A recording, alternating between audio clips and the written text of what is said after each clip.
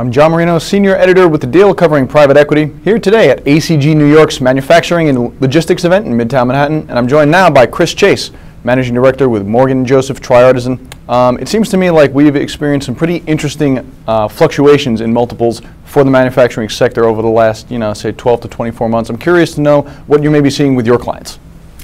I would say that in the industrial space, the multiples have generally had a relationship with the business cycle, right?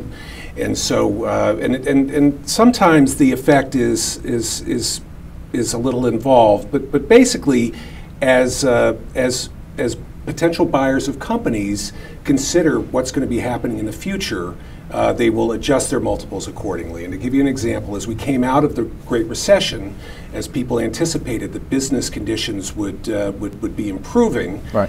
Sometimes they would be raising their multiples relative to the current operations of the business with the expectation that the business would improve in the coming years. So you saw that sort of effect in the 09, 010 timeframe. So if an average manufacturing multiple for an M&A deal is around 6 or 7 times EBITDA, people would sometimes pay a higher multiple with the expectation that the business would be improving in the future years. I would say that what we're looking at today and the change that you just asked me about is people have already seen a big rise in the EBITDA performance of industrial companies, and they're anticipating them to flatten out a little bit. So I would say that the multiples might be compressing a little bit in recognition of the fact that the businesses are doing fine, they're doing well, but they're not seeing the exact same growth that they've seen in the prior years as they came out of the recession. All right. Pre-recession, it seemed like there was obviously a ton of deal activity taking place. We're kind of heading into another boom cycle now, is at least what it seems like, is what a lot of people would like to feel. One of the things that's kind of jumped out at me in the time since, and comparing these two periods, is that while you saw so many deals taking place in just outright M&A and LBOs in the 05 to 07 range, this time around we're seeing a lot of recaps, a lot of refinancings, a lot of private equity firms looking to make the debt that they've had for so long a little bit cheaper and extend it further into the future. Is that also kind of consistent with what's taking place in the manufacturing sector? We're certainly seeing that in the manufacturing space, and you've covered a couple of different areas, and why don't I address one or two of them? I would say that the one thing that has happened as the financing environment has improved is that sellers always have the option to recapitalize their company. So one purpose of a recapitalization is to pay back a cash to the owner of the company. So what sometimes will happen is a company will be put up for sale. The owner will not be satisfied with the valuations that they would receive if they sold the whole company outright.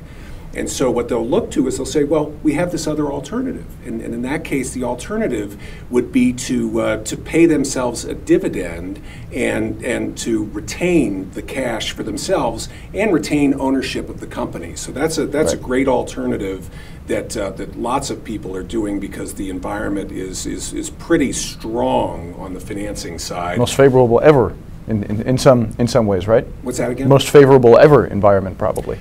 I don't know about ever, because to match the perfect conditions of the 07 time frame, I think would be pretty hard to equal. And I hope I get another shot. I hope again, at some point in my career, we get financing conditions that are as perfect as they were back in that period.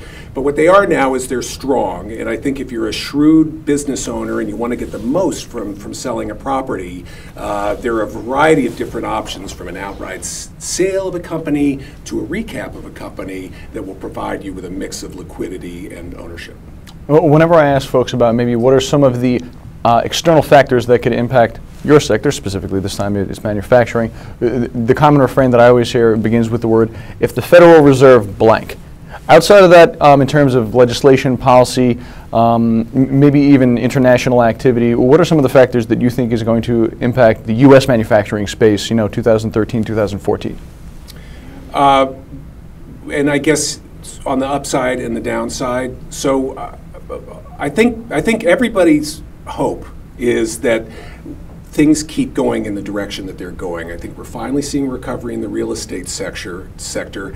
And while that doesn't directly affect manufacturing, I think it does create an environment where consumers have more money, where businesses are doing better. So I think the expectation that the real estate sector and the general U.S. economy are going to continue to improve, and that the global economy is at least a neutral to a positive. And obviously the negative would be Europe. You know, a surprising deterioration in conditions in Europe would be a big negative. I think people are hoping that Asia is at least neutral to positive. So I'd say those are sort of the big things people are looking at. On the government side, I think if we can make it through this period of budget negotiations and the debt ceiling negotiations without a major hiccup, and I would point to the 2011 period when the federal government really couldn't get its act together. That really did cause a couple of quarters of retrenchment in the manufacturing sector. If we can avoid that, I think people are feeling anywhere from, you know, mildly positive with a real chance of upside, of things being, you know, a lot better than their general expectations. All right, one more before we wrap up. Would you say that this is a seller's market, a buyer's market for strategics, or a buyer's market for private equity firms? I would say it continues to be a seller's market for good properties. Okay. And so in the manufacturing sector, as I'm sure is true in a lot of different industries, you know, companies that are competitive, that have good customers, that have good business strategies and good financial performance are going to find a long line of strategic and financial buyers. So I think that's the case in our sector now, and it usually is. I would say that the strategic buyers are advantaged by relatively low cost of capital. And I would say that in our sector, the strategic buyers have been focused and have tended to not make big diversification moves, but have tended to build their businesses using businesses by buying companies that they've known for a long time. And then finally, I think the financial buyers are right there behind them.